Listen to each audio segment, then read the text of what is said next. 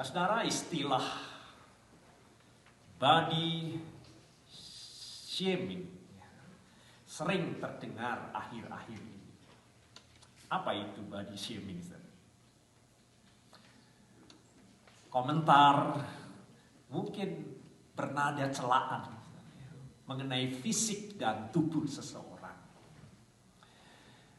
Perilaku untuk mengkritik dan mengomentari fisik atau tubuh, baik dirinya sendiri secara negatif maupun juga penilaian dari orang lain dengan cara yang negatif. Apa saja, saudara?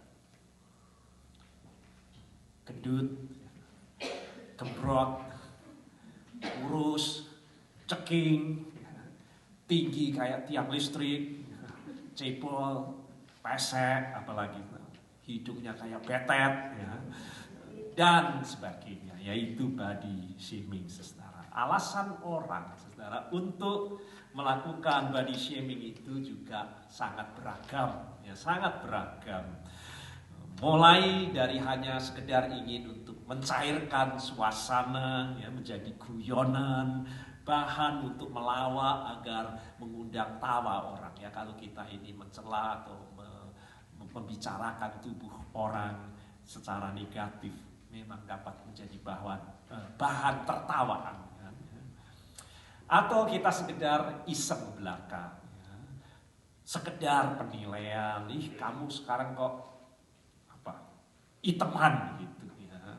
Atau kamu sekarang kok gendut banget gitu, tambah makmur ya, atau tambah diet dong gitu, ya. Tapi juga ada yang memang bermaksud untuk mengejek, ya, dan bahkan menghina dan bahkan melakukan bullying, ya, bully secara verbal. Dan perilaku mengomentari atau mengkritik yang demikian ini sedikit banyak bisa melukai perasaan seseorang.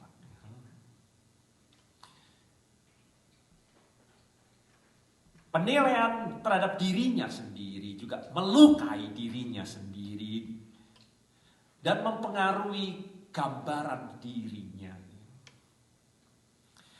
Menimbulkan efek atau dampak yang negatif bahkan pada kesehatan mental kita ini, ya. Kita dapat larut dalam komentar negatif itu soal fisik atau tubuh kita, dan kemudian kita juga mulai menghakimi diri kita sendiri. Lalu saudara juga mulai menyesali, kenapa hidup saya seperti ini, mengapa saya tidak tinggi, saya pendek, dan sedikit demi sedikit gambar diri kita itu rusak oleh karena penilaian itu.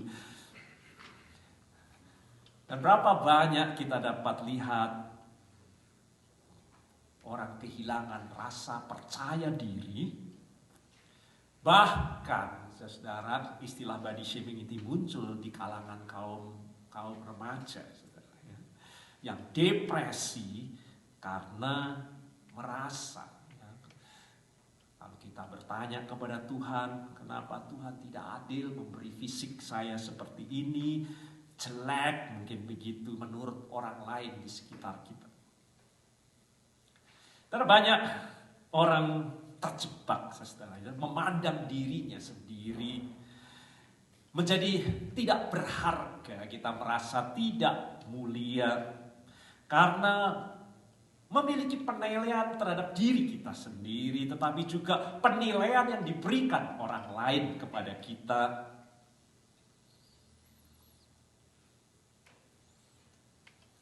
Yang memberi dampak negatif, ya, terhadap kesehatan mental kita itu. Kita meyakini bahwa kita ini bukan orang yang sukses, kita bukan orang yang pintar, yang lain merasa saya bukan orang kaya, bukan berkuasa dalam hidup ini. Lalu orang merasa memiliki nasib yang buruk dibanding dengan orang lain yang lebih sukses, yang lebih kaya, yang lebih berkuasa, yang lebih cantik, dan seterusnya. Terlebih kalau kita menerima pengalaman ya dalam hidup kita ini, kita diremehkan orang, kita diperlakukan berbeda, orang kaya disambut saudara, parkir mobil saudara, mobil yang pakai mewah diutamakan, dan saudara merasa kenapa teman saya diperlakukan berbeda, teman yang kaya dan punya jabatan, dihargai, dianggap mulia, dibanding dengan dirinya, saudara yang tidak kaya, yang tidak mempunyai jabatan. Pengalaman-pengalaman demikian ini, saudara, terus dapat membentuk gambaran diri kita, dapat membentuk citra dari diri kita sendiri. Namun, saudara, benarkah bahwa kita manusia ciptaan Tuhan itu tidak berharga, tidak mulia?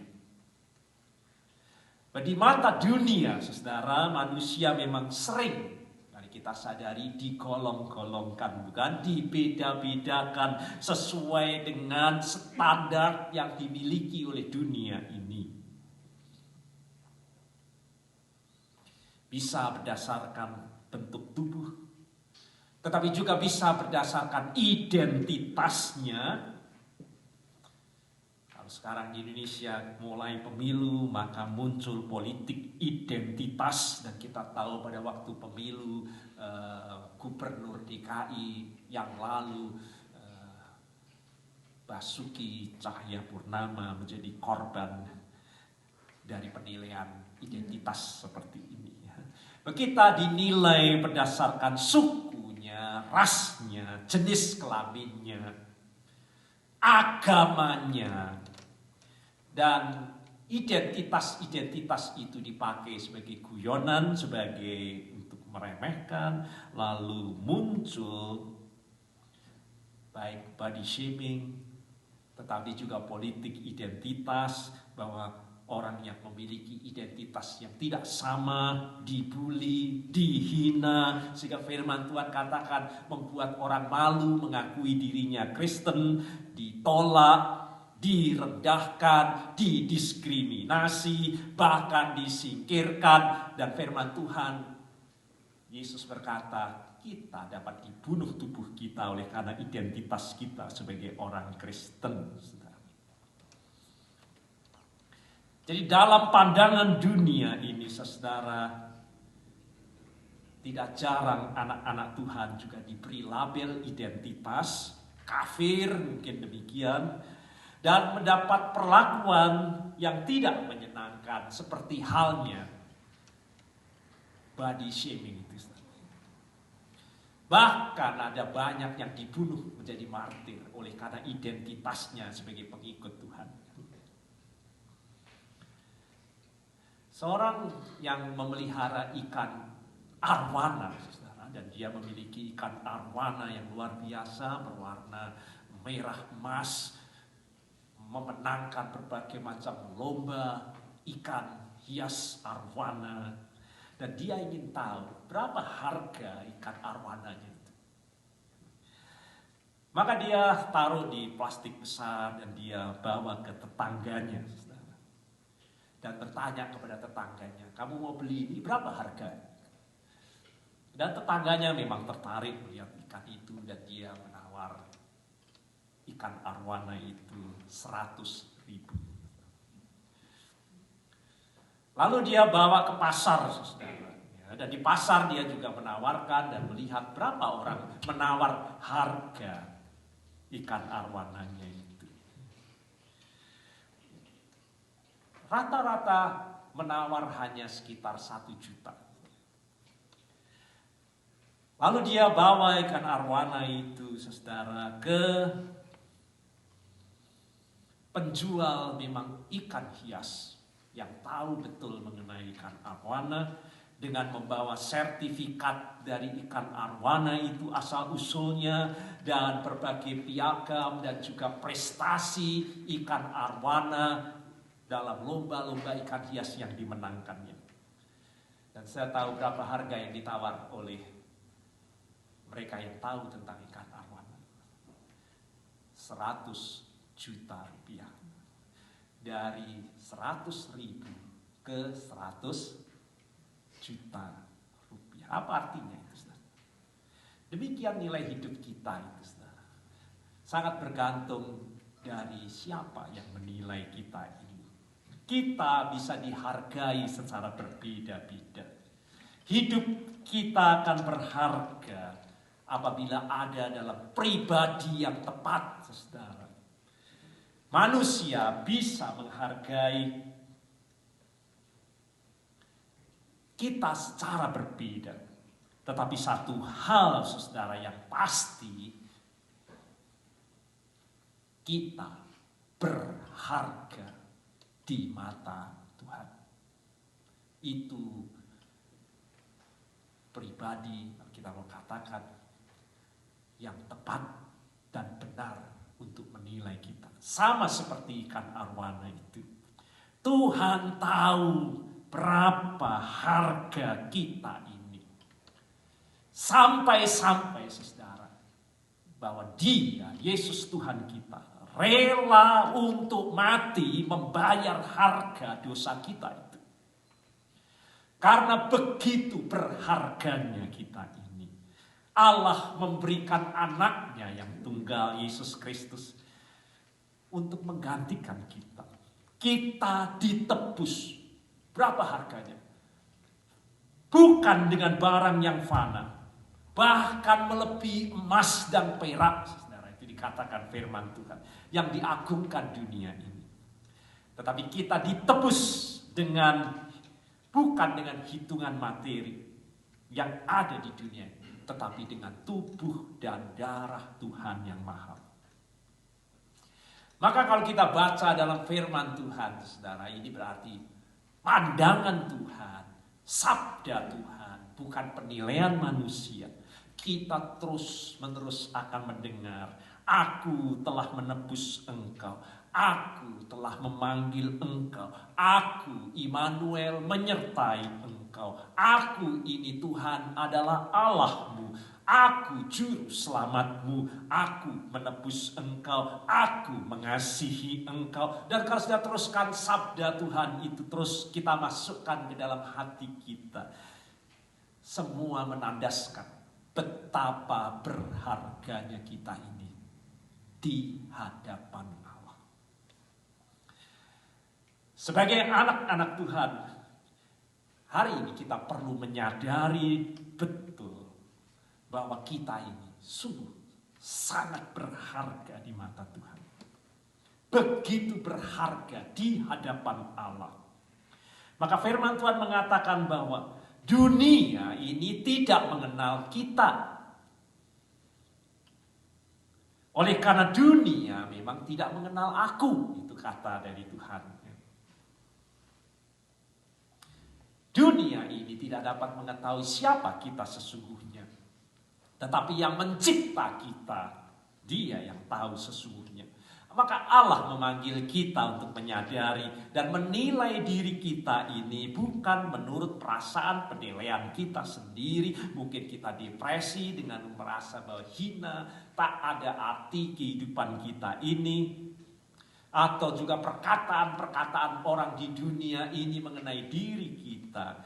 Kita adalah apa yang dikatakan oleh Allah dalam pandangan Allah tentang kita, dan bukan apa yang dikatakan dunia ini tentang kita. Jadi saudara, kita memang tidak dapat mengendalikan apa yang orang katakan tentang diri kita ini.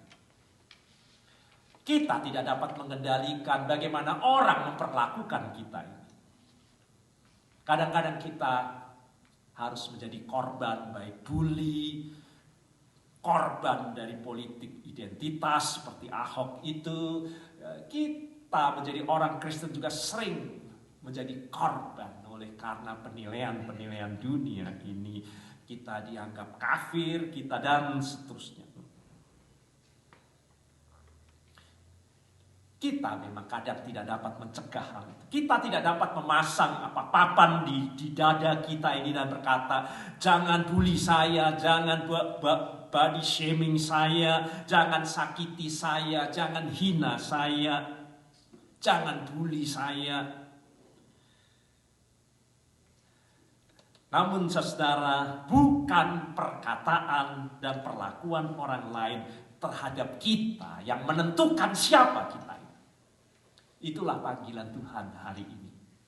Jangan kita ditentukan oleh semuanya itu. Dan membiarkan diri kita dan masa depan kita dan keberadaan kita itu larut dan hanyut dalam penilaian-penilaian dunia itu. Yang menentukan kita sesungguhnya adalah Allah itu sendiri. Dan bagaimana Allah melihat keberadaan kita ini.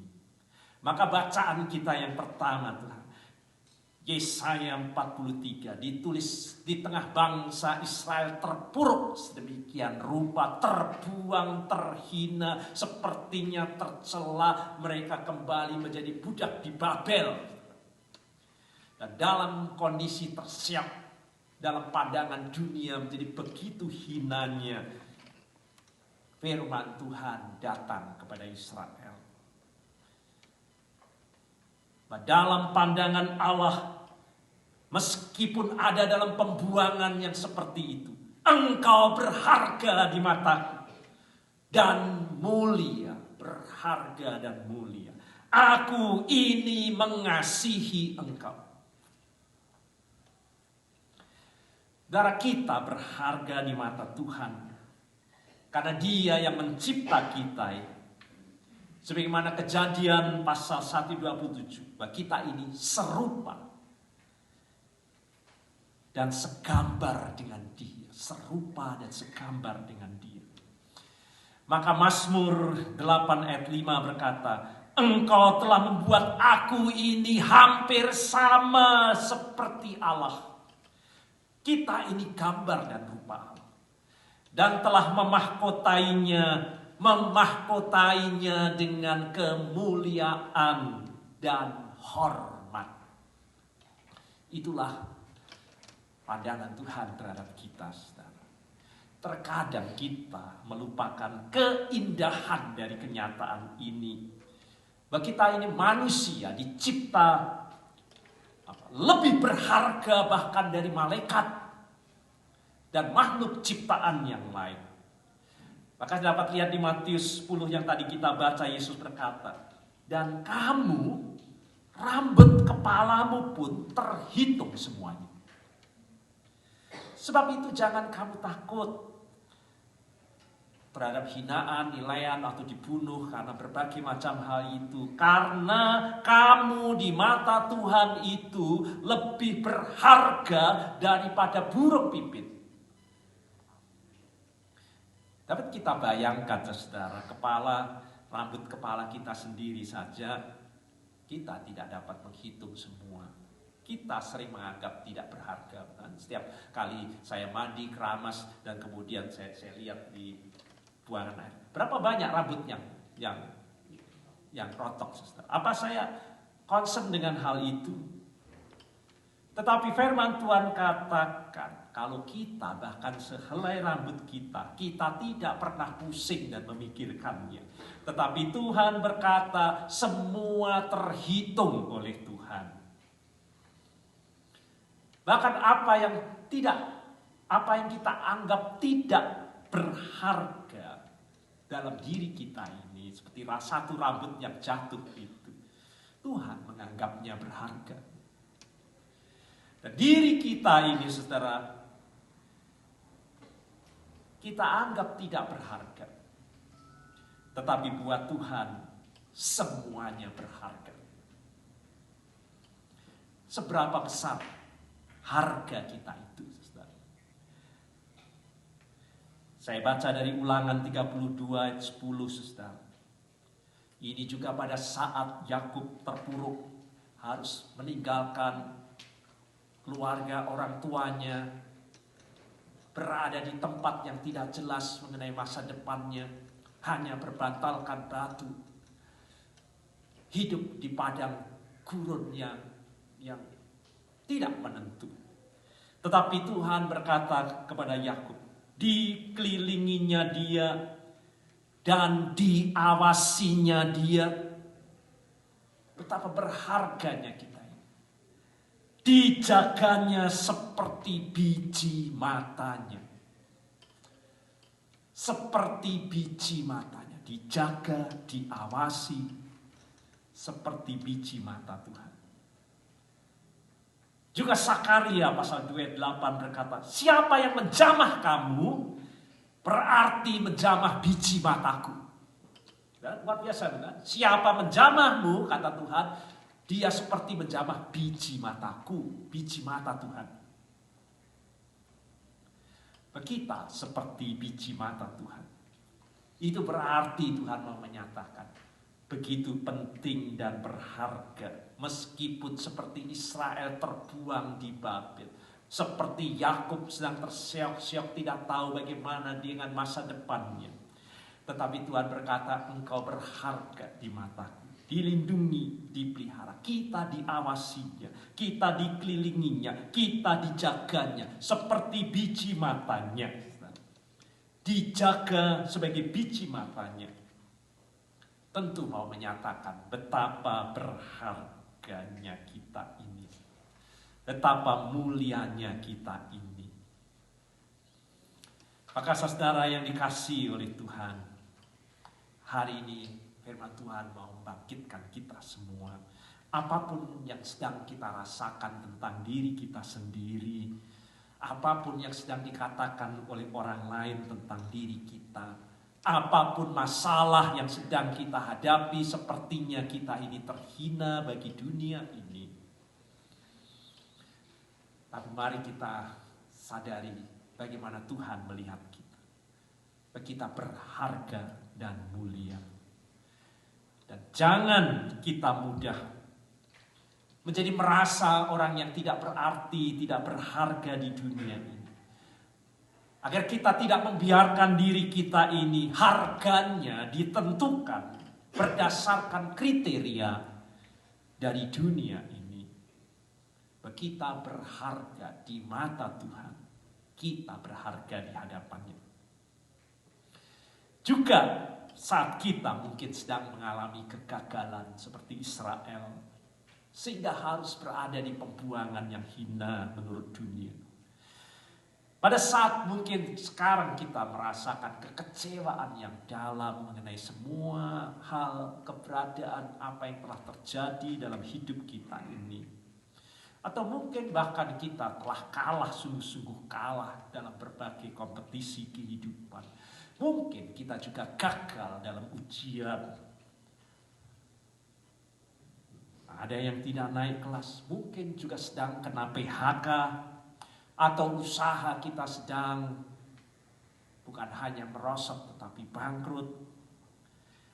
Kita tidak memiliki harta sebagai orang-orang berada. Mungkin juga kita merasa sedang terhina karena suami kita sendiri tidak menyayangi kita. Atau teman juga menjauh dari kita. Dan banyak lagi hal saudara dalam hidup kita ini yang menimbulkan perasaan menjadi seorang yang tidak berarti, tidak berharga, tidak mulia. Tak ada maknanya.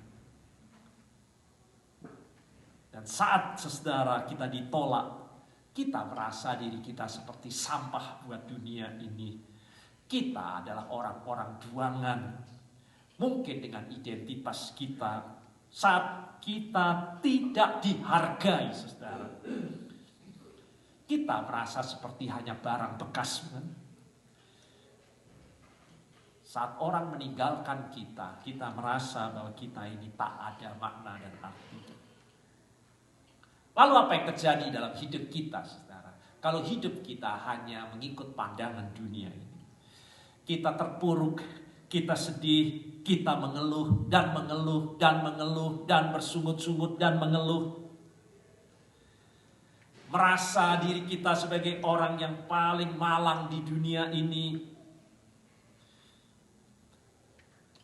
Tak berpengharapan lagi bahwa kita ini dapat bangkit dan berbuat sesuatu,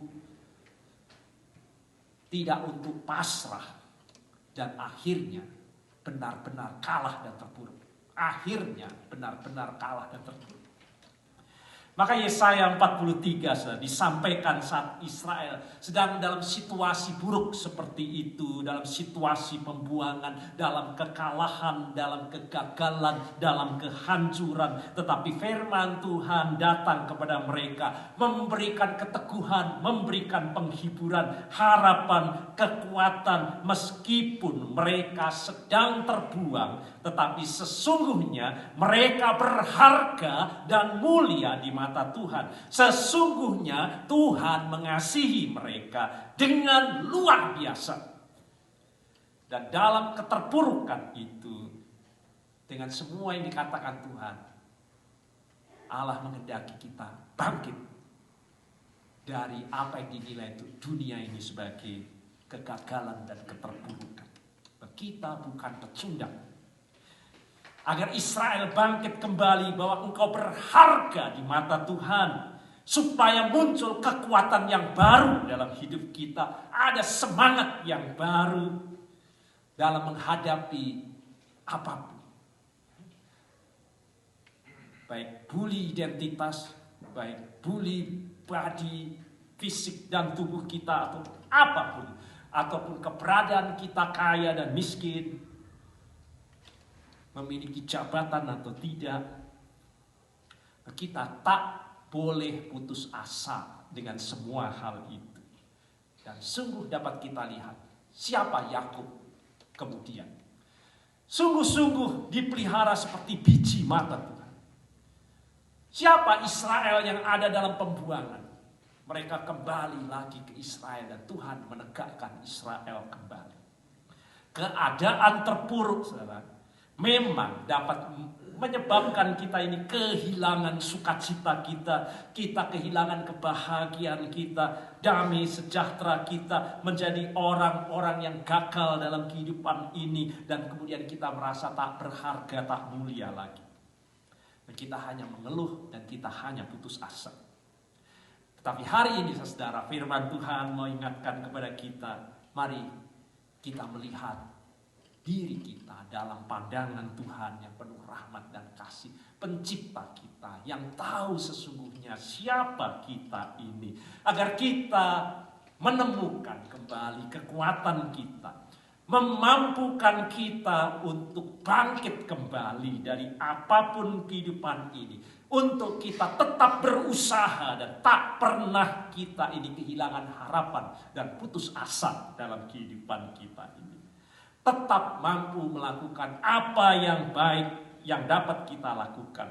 Dan percaya kita dikasih Tuhan. Dan Tuhan akan memberkati kita. Jika saudara kita merasa tidak ada artinya. Kita hidup mungkin sedang seperti Yakub saat ini. Sedang terlunta-lunta di padang gurun. Banyak persoalan. Banyak pergumulan. Seolah-olah berada di hutan belantara seperti Yakub, tidak tahu kemana arahnya, tidak tahu masa depan kita ini.